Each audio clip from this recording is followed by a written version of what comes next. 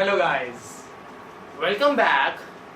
Let's continue with the topic of the banking. आज हम लोग बात करेंगे हमारे बैंकिंग सेक्टर के जो हमारा बैंक चैप्टर चल रहा था उस बैंक चैप्टर में हम लोग अपना एक नया टॉपिक और शुरू करेंगे जो टॉपिक हमारे लिए इस चैप्टर का सबसे इम्पोर्टेंट टॉपिक है और इसी टॉपिक से हमारे बोर्ड्स में क्वेश्चन पूछे जाते हैं। बैंकिंग चैप्टर जो है वो जनरली 4 मार्क्स एंड 6 मार्क्स के बीच में आता है।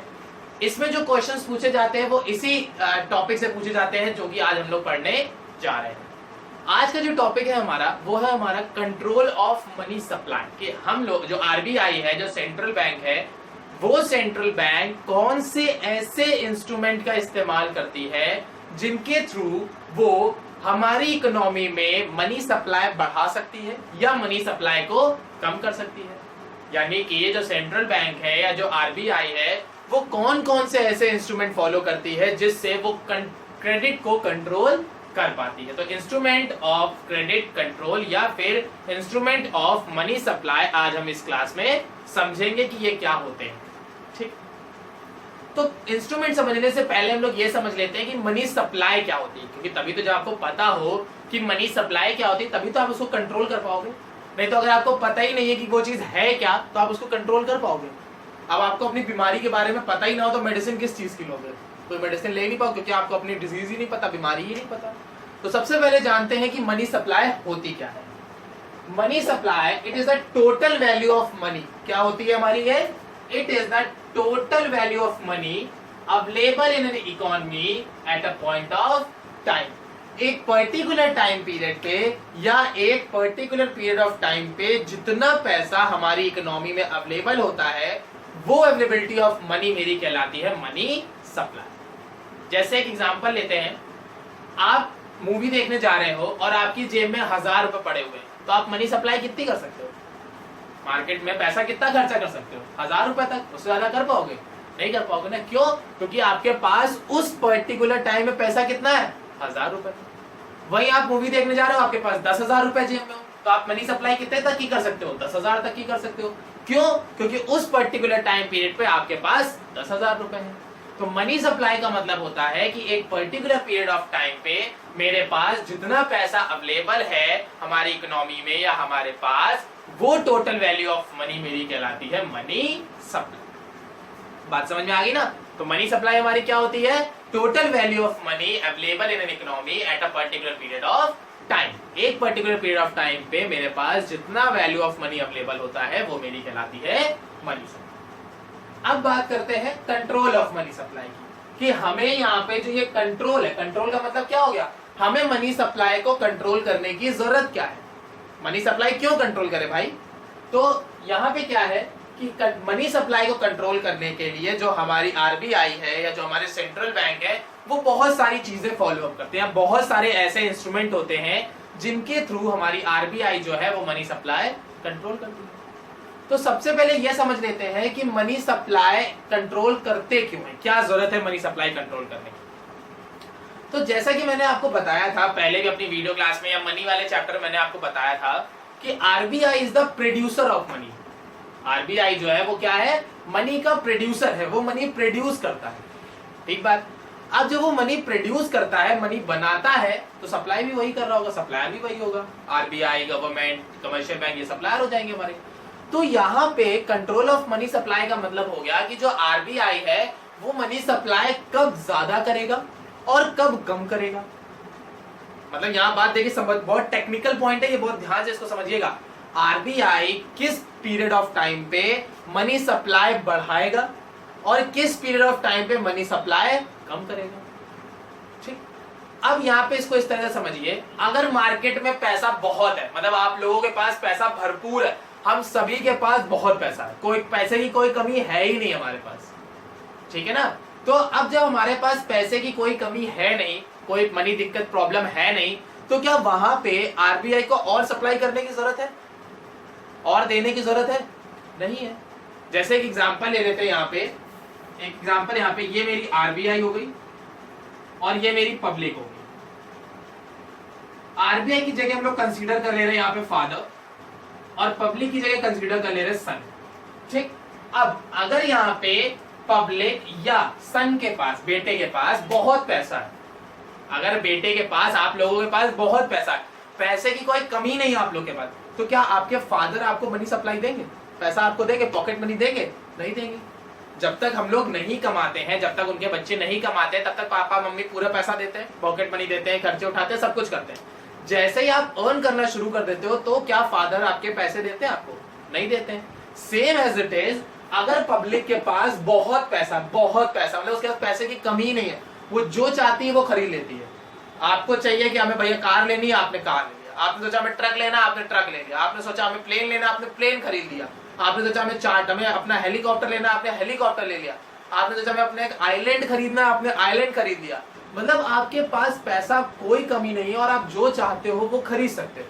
तो उस केस में क्या आपकी आरबीआई यानी आपके फादर आपको पैसा देंगे? बिल्कुल नहीं देंगे। तो यहाँ पे छोटी सी बात देखते से समझ लीजिए, अगर मार्केट में पैसा अवेलेबल है तो आरबीआई पैसा नहीं देती है, यानी मनी सप्लाई अपने पास रखती है, वो अपना पैसा अपने पास रखती है, पब्लिक को कुछ नहीं देती है। वहीं अगर आपके पास पैसे की कमी है, मेरे पास पैसा है ही नहीं, कुछ ले ही नहीं पा रहे, हमें जरूरत है पैसे की लेकिन है नहीं, तो क्या होगा? आपको फादर आपके पैसा देंगे। सेम एज इट इज, अगर मार्केट में पैसा नहीं होगा तो आरबीआई पैसा ट्रांसफर। बात समझ में आ गई ना कि आरबीआई जो है वो मनी सप्लाई क्यों करती है? जब मार्केट में पैसा ज्यादा होता है तो वो मनी सप्लाई रोक लेती है, जब मार्केट में पैसा कम होता है तो मनी सप्लाई बढ़ा देती है। ठीक, अब ये तो बात हो गई कॉन्सेप्ट की, ये कॉन्सेप्ट बेसिस की बात हो गई। अब बात करते हैं इकोनॉमिक्स के कुछ टेक्निकल टर्म्स के ऊपर। टेक्निकल टर्म्स कैसे होंगे? जैसे दो कंडीशंस होती है हमारी इकोनॉमी की, पहली होती है इन्फ्लेशन,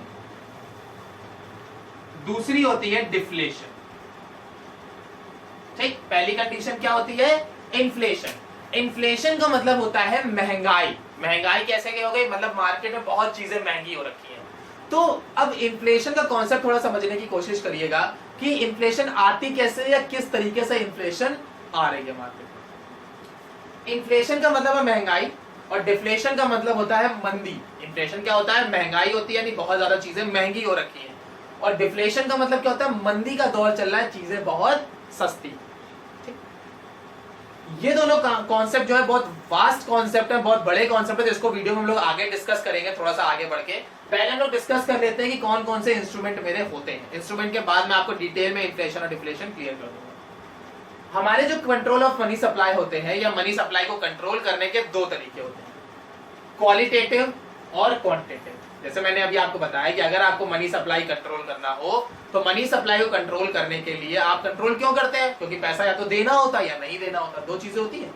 वही उन चीजों को पैसा सप्लाई करने के लिए या नहीं करने के लिए हमने कंट्रोल ऑफ मनी सप्लाई को दो पार्ट्स में डिवाइड किया, qualitative instrument and quantitative instrument. कौन कौन सी चीजें हैं? Qualitative instrument and quantitative instrument. Qualitative नाम से क्या समझ में आ रहा है? यहां पे हम लोग बात करेंगे क्वालिटी की। क्वालिटी का मतलब क्या हो गया? जो सेक्टर अच्छे ग्रो कर रहे हैं उन पे पैसा ज्यादा लगाएंगे, जो सेक्टर कम ग्रो कर रहे हैं उनको पैसा देंगे ताकि वो और ज्यादा डेवलप करने के बारे में सोचे। मतलब जो सेक्टर ग्रो कर रहे हैं उनको प्रमोट कर रहे हैं आगे बढ़ने के लिए, जो सेक्टर लॉस मेकिंग में है उनको प्रमोट कर रहे हैं ताकि आप प्रॉफिट मेकिंग में ना सही तो at least nor profit nor loss के केस में तो आ ही जाइए। तो क्वालिटेटिव इंस्ट्रूमेंट जो होता है वो हमारा फोकस किस पे करता है? Are those instrument of credit control which focus on the selected sector of the economy. Qualitative instrument जो है वो हमारा फोकस कहां करता है? हमारे सेलेक्टेड सेक्टर्स पे। सेलेक्टेड सेक्टर्स का मतलब क्या हो गया? कुछ गिने चुने सेक्टर्स वो उठा लेगा, उन सेक्टर्स पे ही वो कंट्रीब्यूट करेगा ताकि हमारी इकोनॉमी ग्रो कर जाए। जैसे हमारी जो पर्टिकुलर इकोनॉमी है वो बेस करती है एग्रीकल्चर प्रोडक्ट पे, कंस्ट्रक्शन प्रोडक्ट पे, ठीक, और हमारे बैंकिंग सेक्टर है इन चीजों पे वो ज्यादा डिपेंड करती है।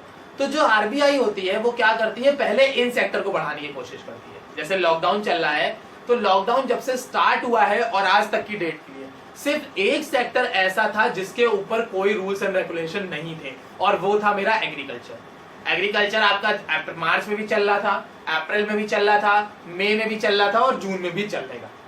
लेकिन बाकी सेक्टर्स ये तो बंद हो गए थे ना। बैंकिंग सारे बैंक्स खुले थे ना।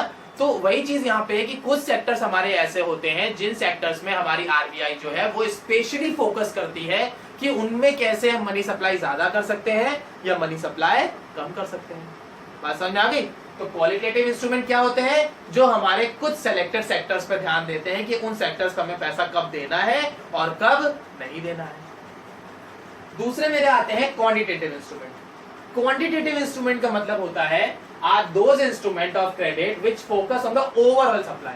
ये किस पे बात करते हैं, ओवरऑल सप्लाई पे बात करते हैं, मतलब इनके लिए कोई बंदा स्पेशल नहीं है, मतलब ये किसी को प्रायोरिटी नहीं देते हैं। जो आ रहा है आप क्राइटेरिया फुलफिल करो, लोन ले जाओ, नहीं फुलफिल कर पा रहे हो नहीं दे पाएंगे, बात खत्म।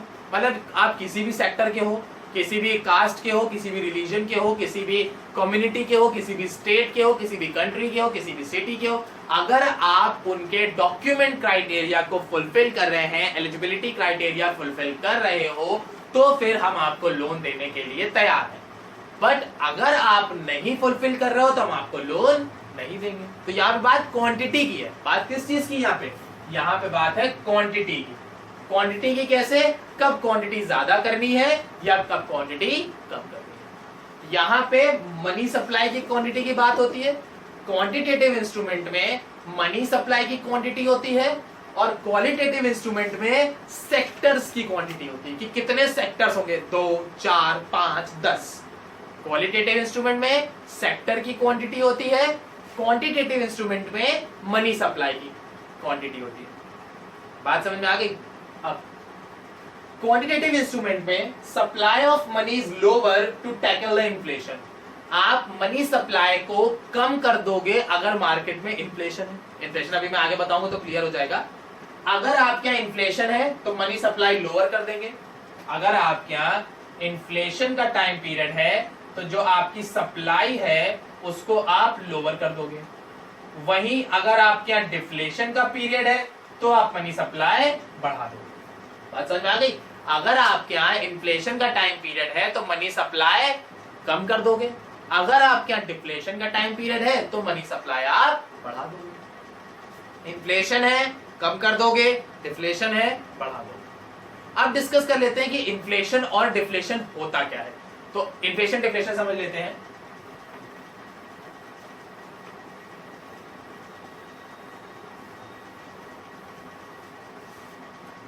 सबसे पहले बात करते हैं इन्फ्लेशन की।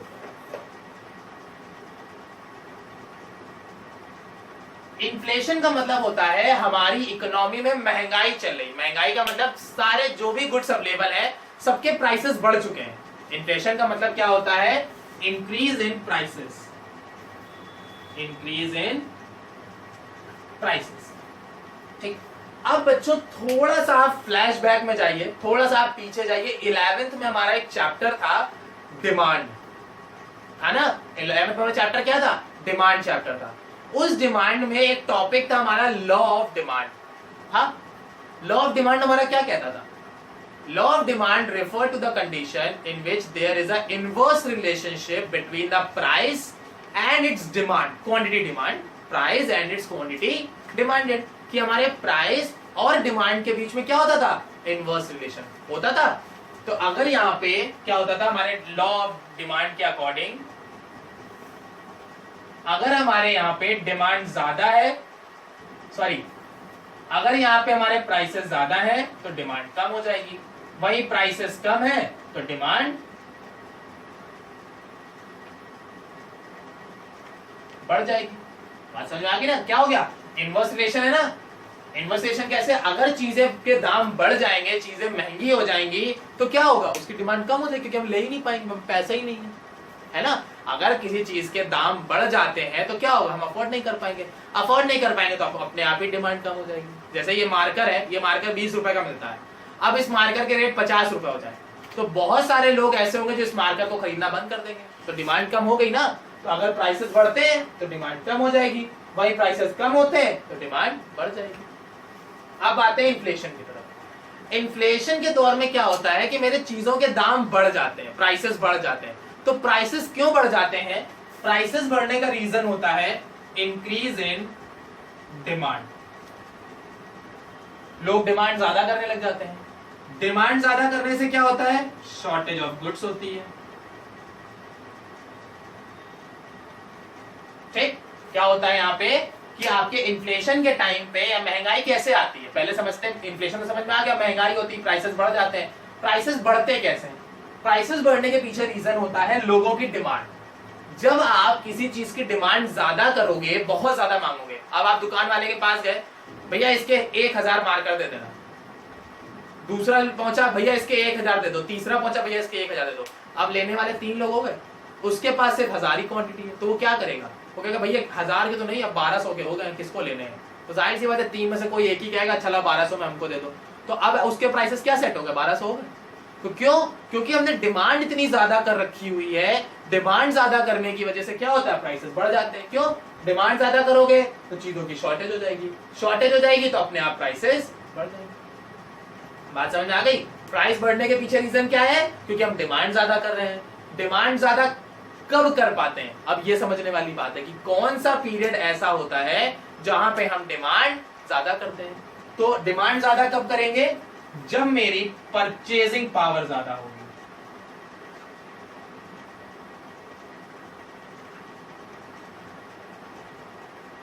परचेजिंग पावर इंक्रीज हो जाएगी। परचेजिंग पावर का मतलब यहां पे क्या हो गया? मनी या फिर इनकम। अगर मेरी मनी या इनकम ज्यादा होगी तो क्या होगा? अब इसको एक सिंपल लैंग्वेज में समझ लीजिए, बहुत छोटी सी बात आपको मैं समझाता हूं बहुत छोटे तरीके से कि इन्फ्लेशन आती कैसे। मान लेते हैं इकोनॉमी में सब कुछ एकदम बढ़िया चल रहा है, सब कुछ एकदम टनाटन मस्त, जितने की डिमांड है उतना सब कुछ हो रहा है, कोई टेंशन आपकी यहाँ पे नहीं। अचानक से क्या हुआ? सभी लोगों की इनकम सरकार ने बढ़ा दी। जैसे अभी ये आया, कोरोना आया, जैसे कोरोना गवर्नमेंट क्या करती कि सभी को 1-1 लाख रुपए बांट देती, सबको 1-1 लाख रुपए दे रही है। अगर सबके पास 1-1 लाख रुपए पहुंच जाता तो क्या इंसान दुकान खोलने के लिए, जो छोटे मोटे व्यापारी है वो दुकान खोलने के लिए परेशान होते? नहीं होते, क्योंकि 1 लाख रुपए है, साल आराम से कट जाएगा, कोई दिक्कत नहीं है। क्यों खोलनी दुकान? मत खोलो, 1 लाख रुपए तो भाई साल भर बाद जब सब खत्म हो जाएगा तो दुकान खोल लेंगे, तब तक कोरोना भी ठीक हो जाएगा। लेकिन गवर्नमेंट ने ऐसा नहीं किया। क्यों? अगर लोगों की परचेजिंग पावर बढ़ जाएगी, मनी सप्लाई बढ़ जाएगी, इनकम बढ़ जाएगी, तो क्या होगा? उसके लिए हर चीज खरीदना बहुत आसान हो जाएगा। अगर आपकी इनकम बढ़ जाती है, आपकी सोर्स ऑफ इनकम बढ़ जाती है, परचेजिंग पावर बढ़ जाती है, तो आपके लिए कोई भी चीज खरीदना बड़ी बात होगी? नहीं होगी। हम लोग आज के टाइम पे सोचते हैं यार ऑडी में बैठ के जा रहा है, मर्सिडीज में जा रहा है, BMW में जा रहा है, लैम्बोर्गिनी लिए है, फरारी लिए है, बड़ी बड़ी कार ब्रांड के नाम लेते हैं।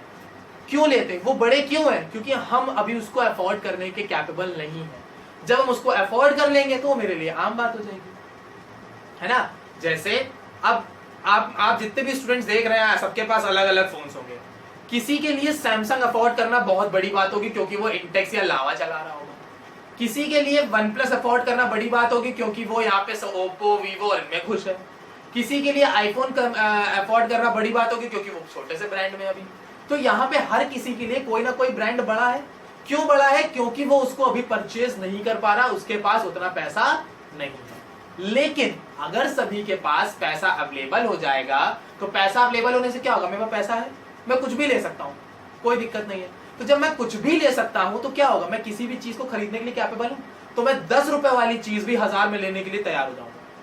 जब मैं 10 वाली चीज 1000 में लेने के लिए रेडी हूं तो अल्टीमेटली उसके प्राइसेस क्या हो जाएंगे? 1000 हो जाएंगे, क्योंकि मैं 1000 में डिमांड कर रहा हूं ना, तो 1000 हो जाएंगे। और जहां उसके प्राइसेस 1000 हुए नहीं कि उसकी इन्फ्लेशन आया है।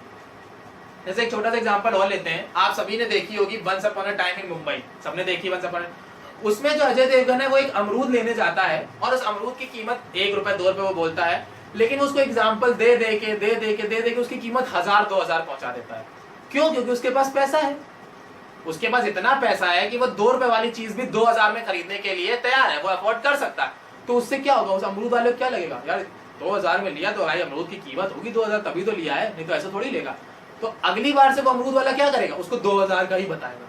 तो अब मार्केट में उस 2 रुपए के अमरूद की कीमत कितनी हो गई? 2000 हो गई वहां पे। यही रीजन होता है हमारे इन्फ्लेशन में। इन्फ्लेशन यानी महंगाई, महंगाई यानी चीजों के दाम बढ़ना। चीजों के दाम तब बढ़ते हैं जब मार्केट में उसकी डिमांड बहुत होती है और लोग उसको किसी भी प्राइस पे खरीदने के लिए तैयार होते हैं। तो जब कंज्यूमर किसी भी चीज को किसी भी प्राइस पे खरीदने के लिए रेडी है, तब मेरी जनरेट होती है इन्फ्लेशन। अब जब आप किसी भी प्राइस में खरीदने के लिए तैयार हो, यानी आपके पास पैसा तो भरपूर है, पैसे की तो कोई कमी है नहीं, तभी तो आप खरीदना चाह रहे हो। और जब आपके पास पैसा बहुत सारा है तो उस केस में क्या होगा? आरबीआई आपको पैसा नहीं देगी, वो मनी सप्लाई कम कर देगी। तो इन्फ्लेशन के टाइम पीरियड पे मनी सप्लाई कम कर दिया जाता है क्योंकि आपके पास पैसा पहले से ही अवेलेबल है। वहीं बात करते हैं डिफ्लेशन की। तो डिफ्लेशन के केस में क्या होता है, डिक्रीज हो जाता है प्राइसेस, डिक्रीज इन प्राइसेस। अब प्राइसेस डिक्रीज हो जाने के पीछे रीजन क्या होता है, डिक्रीज इन डिमांड। जब डिमांड कम हो जाती है तो अवेलेबिलिटी मेंटेन हो जाती है। ठीक है, डिफ्लेशन को इस तरह से समझिए, मैंने ये मार्कर मंगवाए, कोई खरीदने ही नहीं आ रहा है, 1 महीना 2 महीना 4 महीना 6 महीना साल हो गया, ये मार्कर बिक ही नहीं रहा। तो अब मैं क्या करूंगा, मैं इसको 20 में लेके आता, एक काम करो 15 का ले जाओ, बट ले जाओ। क्यों, कुछ तो पैसा कवर हो, कुछ तो पैसा कवर हो एटलीस्ट मेरा। तो डिफ्लेशन मेरा कब आता है, डिफ्लेशन मेरा कब आता है, जब मार्केट में कंज्यूमर्स के पास पैसा नहीं होता है और वो चीजों को परचेज करने के लायक नहीं होते हैं। तो जब वो चीजों को परचेज नहीं कर पा रहे हैं, अफोर्ड नहीं कर पा रहे हैं, तो अल्टीमेटली वो चीजें बिकेंगी नहीं। जब वो चीजें बिकेंगी नहीं तो उनके प्राइसेस कम हो जाएंगे। जैसे प्रेजेंट टाइम में आपने न्यूज देखी होगी, बहुत सारे electronic gadgets, home appliances, car, TV, fridge, computer, इन सबके रेट कम हो गए। रेट कम क्यों हो गए, क्योंकि लोग इन्हें खरीद नहीं पा रहे हैं, क्योंकि अफोर्डेबिलिटी नहीं है। जब लोग खरीद नहीं पा रहे हैं तो ये कंपनी क्या कह रही, भैया सस्ते में ले लो, लेकिन ले लो, मेरा सामान ना खराब हो पाए, इससे खराब होने से पहले ले जाओ। तो सस्ते में बेचने के लिए तैयार है। जब सस्ते में सामान बेचेंगे तो वो होता है डिफ्लेशन।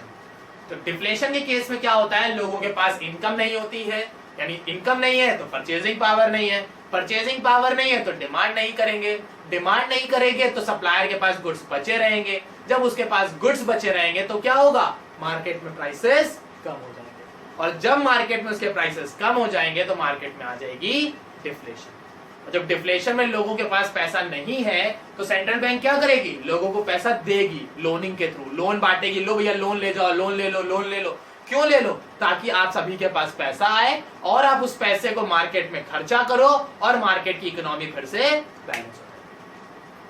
बात समझ आ गई। इन्फ्लेशन मतलब महंगाई, प्राइसेस बढ़ जाते हैं। डिफ्लेशन मतलब मंदी, प्राइसेस कम हो जाते हैं।